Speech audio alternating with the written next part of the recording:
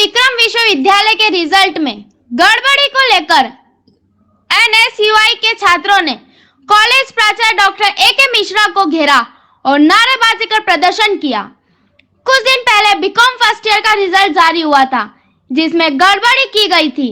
Yoga, meditation, Hindi, अंग्रेजी विषय में छात्रों को शून्य नंबर दे दिए गए। बाद में रिजल्ट 2 को अपडेट कर छात्रों के पास दिया। इसी तरह की और बीए फर्स्ट ईयर के रिजल्ट में भी करीब 150 के 200 छात्रों के एमएससीसी माइक्रोबायोलॉजी, कम्युनिकेटिव, अंग्रेजी आदि विषयों में फेल कर दिया था, जिसका कि छात्रों ने विरोध किया। लगातार कॉलेज के परिणाम में हो रही गड़बड़ियों को लेकर आज एनएसयूआई ने कॉलेज में जमकर नारेबाजी की।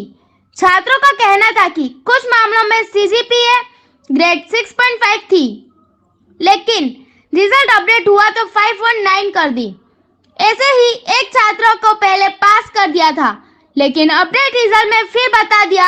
इधर 0 ग्रेड देने पर भी छात्रों ने जमकर विरोध किया।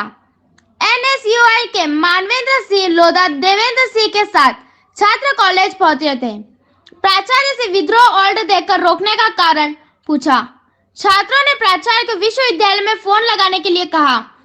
प्राचार्य की विश्वविद्यालय में चर्चा हुई, जहां से ओल्ड रिजल्ट वालों के छात्रों का निराकरण 2 से 3 दिन में करने का आश्वासन दिया गया। छात्रों ने कहा कि लागू की गई है, लेकिन इसे समझ नहीं पा रहे हैं।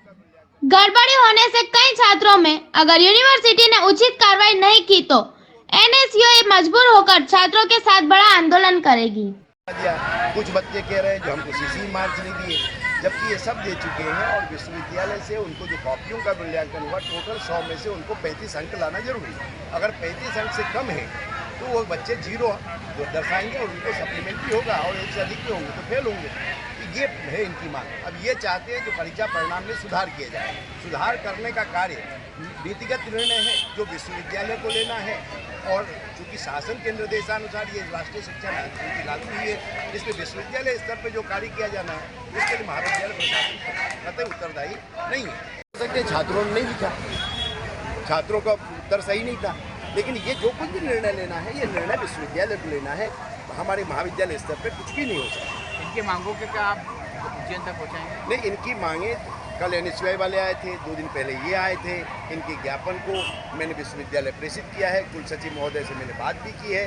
उन्होंने कहा कि भाई इसमें अगर 35 अंक से कम आए हैं तो इसमें सुधार करने का कोई गुंजाइश नहीं है, और ज्ञापन हम उनको प्रेषित कर चुके हैं। कुछ बच्चे ऐसे भी हैं जिनके पहले घोषित परिणाम में कुछ अंक दिए गए और बाद में घोषित परिणाम में कुछ संशोधन हुआ।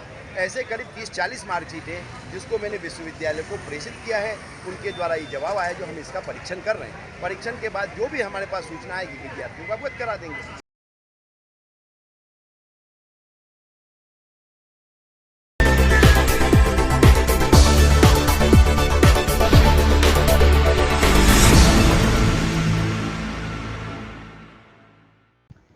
पत्रकारिता का व्यवसाय जोखिम और प्रतिदिन चुनौती भरा है। इस पेशे में सार्वजनिक हितों की उपेक्षा नहीं की जा सकती। पारदर्शिता से पत्रकारिता की जाए तो बेहतर रहता है।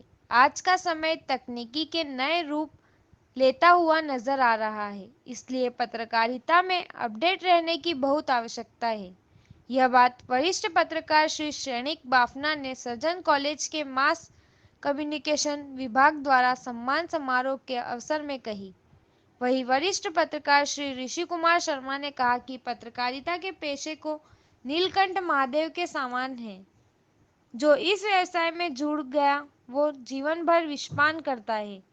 निर्भीकता के साथ अपने निजी विचारों को छोड़कर आमजन की समस्याओं को शासन व समाज के सामने मुखरता से प्रकाशित करता है। यही उसका नैतिक धर्म है। गौरतलब है कि सृजन महाविद्यालय द्वारा आयोजित पत्रकार सम्मान समारोह में वरिष्ठ पत्रकार श्रेणिक बाफना व ऋषि कुमार शर्मा को उनके द्वारा पत्रकारिता में किए उच्च कार्यों के लिए सम्मान रूपी प्रशस्ति पत्र दे उनका सम्मान किया। कार्यक्रम की अध्यक्षता करते हुए वरिष्ठ पत्रकार शरद जोशी ने कहा, पत्रकार को अपनी दृष्टि शासन व समाज की गतिविधियों पर रखना ही उसकी जिम्मेदारी है। पत्रकार की नज़र से कोई चीज छूटना नहीं चाहिए। प्रेस क्लब के अध्यक्ष मुकेश गोस्वामी ने विशेष अतिथि के रूप में कहा, पत्रकारिता का व्यवसाय श्रम साध्य के साथ साथ समाज में गरिमा का स्थान भी है। Surgeon institute of technology management and science के चेयरमैन श्री अनिल झालानी ने अपने स्वागत उद्बोधन में कहा कि आज राष्ट्रीय पत्रकारिता दिवस के मौके पर हम पत्रकार की सेवाओं के योगदान के लिए सम्मान समारोह की परंपरा की शुरुआत कर रहे हैं, जिसे निरंतर प्रतिवर्ष किया जाएगा। सर्जन महाविद्यालय का उद्देश्य समाज में नए जुझारू एवं जिज्ञासु पत्रकार तैयार करना है, जो समाज को नई दिशा दिखाने में खरे उतरे। कार्यक्रम में पत्रकारिता विभाग के विद्यार्थियों कविता, व्यंग व भाषण की प्रस्तुति देकर अपनी कला से परिचय कराया। कार्यक्रम में शहर के उपस्थित पत्रकारों में सुरेंद्र जैन, नरेंद्र जोशी, रमेश टाक, गोविंद उपाध्याय, हेमंत भट्ट, भुवनेश पंडित, मिश्रीलाल सोलंकी, नीरज शुक्ला, तुषार कोठारी सहित पत्रकार जगत से जुड़े शहर के लगभग सभी मीडियाकर्मी मौजूद रहे। संचालन लेखक कविताकार निसर्ग दुबे द्वारा किया गया। वहीं आभार भाषण सर्जन महाविद्यालय पत्रकारिता विभाग के प्राचार्य डॉक्टर मोहन परमार द्वारा किया गया। से लगेगा, क्योंकि यह संस्था सिर्फ झलानी जी की नहीं है, ये संस्था रतलाम शहर के सभी निवासियों की है, विशेष रूप से पत्रकारिता विभाग के लिए सभी पत्रकारों के लिए है। वे यहाँ पर आए, अवश्य आए, हमारे पत्रकारिता विभाग के विद्यार्थियों से मिले और उनसे जो सहयोग लेना चाहें और जो सिखाना चाहें वे जरूर सिखाएं। इसी के लिए वो विद्यार्थी भी आपके अभिलाषी हैं और हम भी आपके अभिलाषी हैं। एक किस्सा हम कितना आवश्यक है, ये बात आप सभी जानते हैं कि हमारा भारत घनी आबादी वाले होना बहुत ही ज्यादा आवश्यक है। फिर चाहे वो राजनीति से जुड़ी हुई हो, खेल से जुड़ी हुई हो, या फिर अर्थ जगत से जुड़ी हुई हो, या फिर सिनेमा जगत से जुड़ी हुई हो। और ये तभी होगा जब एक पत्रकार उस देश में होगा। और आज हम हर जानकारी हम तक पहुंच रही है, और सिर्फ हम तक ही नहीं, विदेशों में भी जानकारी पहुंच रही है। इसके माध्यम से, एक पत्रकार के माध्यम से। जब हमारा देश अंग्रेजों का गुलाम था, तब कई पत्रकारों ने इसका विरोध किया, जैसा कि सर ने बताया। और कई जगत के सर्वहारा होते हैं। तीसरी श्रेणी उन पत्रकारों की है जिनके बारे में किसी मशहूर शायर ने यह कहावत कही है, हजरत बम के घोड़े पर सवार है, पत्र है ना कार है, फिर भी पत्रकार है। बम का घोड़ा क्या है और शायर ने इसका उपयोग क्यों किया है, यह जानना हमारे जैसे कम अक्ल मनुष्यों का काम नहीं है। हाँ लेकिन ये लोग सवार जरूर रहते हैं, कभी साइकिल पर, कभी स्कूटर पर और कभी कभी अपनी मोटरसाइकिल पर सवार होकर यह लोग पूरे शहर को बताते रहते हैं कि हम एक पत्रकार हैं। चौथी श्रेणी उन पत्रकारों की है जिनके पास पत्र भी है और कार भी है। इस श्रेणी के ज्यादातर प्राणी प्रिंट मीडिया को अलविदा कहकर अब इलेक्ट्रॉनिक मीडिया में जा घुसे हैं। इनके पास बाप दादा की दौलत तो पहले से थी, ऊपर से सोने पर सुहागा पत्रकारिता का शौक ऊपर से हो गया, और यही इन लोगों की सबसे ज्यादा खास बात है। धन्यवाद। लड़ू निर्भीक हूँ, नहीं लाचार हूँ। हाँ मैं एक पत्रकार हूँ। मेरी आवाज को रुकना कभी आया नहीं, मेरी कलम को झुकना कभी आया नहीं। रोज मिलते हैं सियासत के नए पहरेदार, पर मेरी अस्तित्व को कोई गिना पाया नहीं। आईना दिखाने का साहस है मुझ में, झूठ के लिए मैं उसकी हार हूँ। हाँ मैं एक पत्रकार हूँ। उनके विशेष रूप से नाम किस प्रकार से रहे हैं, जैसे कि बलिदान, सत्याग्रह, हिंद केसरी और नया हिंदुस्तान, ये सब नाम कैसे हैं? जैसे कि ये कुछ कहना चाह रहे हैं, कुछ समाज को देना चाह रहे हैं, क्योंकि कहते हैं शेक्सपियर की बात छोड़िए, नाम में कुछ भी रहता है। नाम से ही किस चीज का सत्य का आग्रह करना है। जहां जहां अंधकार फैला गया है, जहां जहां उजाले का अभाव है, वहां ये अखबार सत्याग्रह नाम से निकलता है और ये कहता है। जोरदार तालियां होनी चाहिए। आदरणीय वरिष्ठ पत्रकार हैं जी, चेहरा इधर अनिल जी।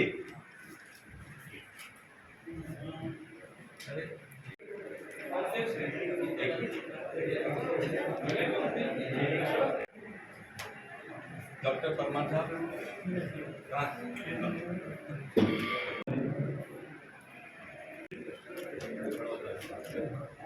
ये ना माला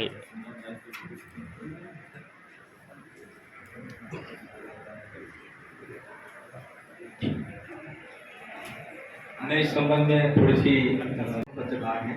हम प्रतिवर्ष उनका स्वागत करने की परंपरा शुरू करते हैं।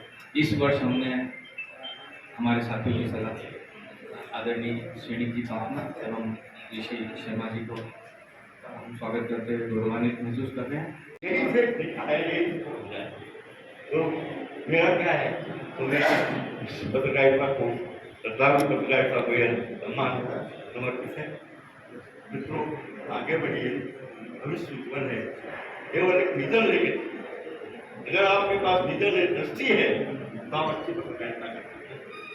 क्या देना है, क्या नहीं देना है, समाचार पत्रकार वह होता है कि बधाइयाँ देता हूँ। सिलसिलेवार उनके सफर के बारे में आपको जानकारी देना चाहूँगा। वर्ष 1971 से दैनिक भास्कर उज्जैन में मुख्य नगर संवाददाता के रूप में शुरुआत करी।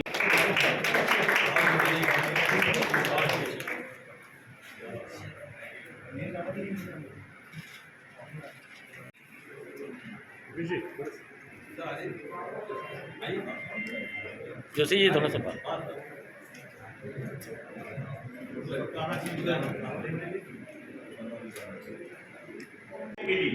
एक डायरी के अंदर के हाथ में आई, एक एसपी के हाथ में, उसमें महामारी का हिसाब लिखा हुआ, उसमें टीआई को कितने, सीएसपी को कितने, एसपी को कितने, ये सब आंकड़े। हाँ, अब मुझे क्या हुआ कि ऐसी खबर किसने दी? हमारे नेता वृद्ध हो गए। अब उसके बाद उस बात को आगे बढ़ाते हुए नर्मदा का सपना दिखाया गया, कब पूरा होता है भगवान जाने। अभी 2040 तक की उन्होंने पानी पेयजल की योजना भरी है। मैंने कहा 2040 में तो आप करोगे नाम है, आप तो साल 2 साल किसी योजना बना तो क्रियान्वित क्यों है? तो हसन बजा रहा है सर कि आप तो हमेशा ऐसा बोलते हैं। तो कहने का मतलब ये है कि हमारे वर्ती हिल है, नेता की हिल है। और कल ही की बात बताता हूँ। 5 लोगों की गिरफ्तारी के लिए पूरी छावनी बना दिया कलेक्ट्रेट परिसर पर। कितने शर्म की बात है। कोई आतंकवादी कोई आ गया बहुत बड़ा, ऐसा कोई मामला हो गया, कितने लोग परेशान हुए हैं, यहाँ तक कि मीडिया कर्मियों को भी टोका टकी गया। इसे एक पत्रकार साहब ने मैंने कहा मैं मीडिया वाले हो गए, मीडिया के क्या नहीं जा सकता, उधर नहीं। इसी अनेक समस्या हमारे सामने आ रही है। हमारे अध्यक्ष जी बैठे हैं यहाँ पर, के निर्माण में अहम योगदान देता है। वो किस तरह से देता है वो कई पत्रकारों को भी। असल में पत्रकार जो होता है वो हर प्रकार की, चाहे शैक्षिक हो, सामाजिक हो, राजनीतिक हो, आर्थिक हो, अपने उन मसलों पर न केवल समाचार लिखता है या घटनाक्रम प्रदर्शित करता है, उस पर विचार भी डालता है।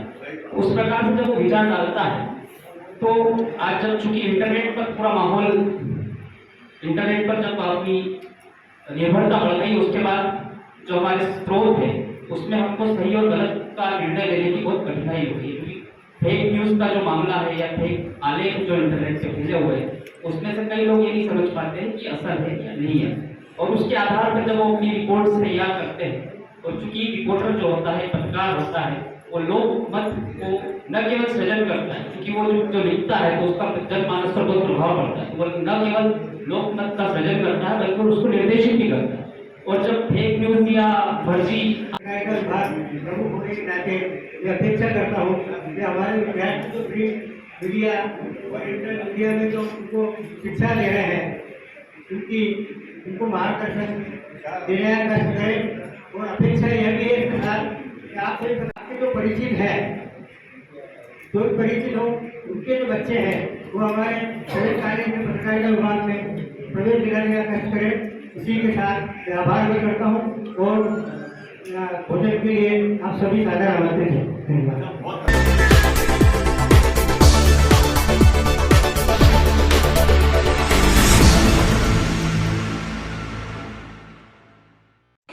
नई नगर निगम पार्षद के 100 दिन पूरे होने के दिन ही निगम का पहला सम्मेलन निगम की पहली महिला सभापति मनीषा शर्मा की अध्यक्षता हुआ।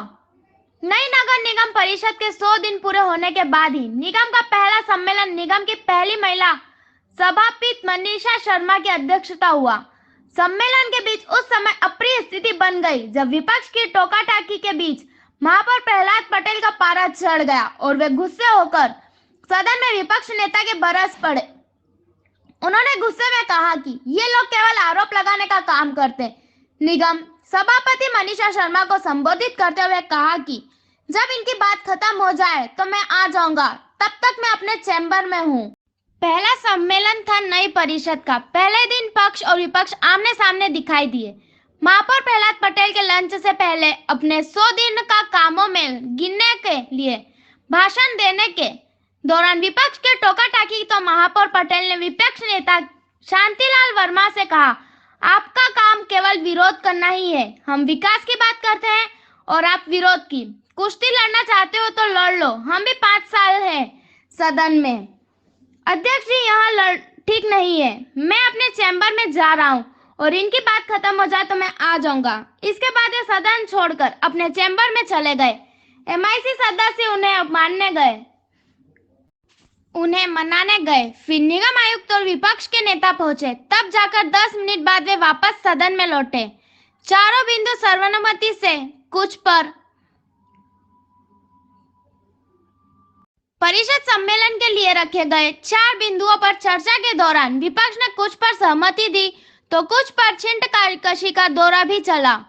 रेट कम करने की बात पर कांग्रेस के शांतिलाल वर्मा ने कहा, हमारे कार्यकाल में बनी थी, इसमें बाद इतना बड़ा कोई भवन नहीं बनाया। तो भाजपा के भगत सिंह भदौरिया ने कहा, जितनी राशि ली थी उसका 2 गुना से ज्यादा लोन हम दे चुके। ऐसे भवनों से निगम को फायदा नहीं हुआ।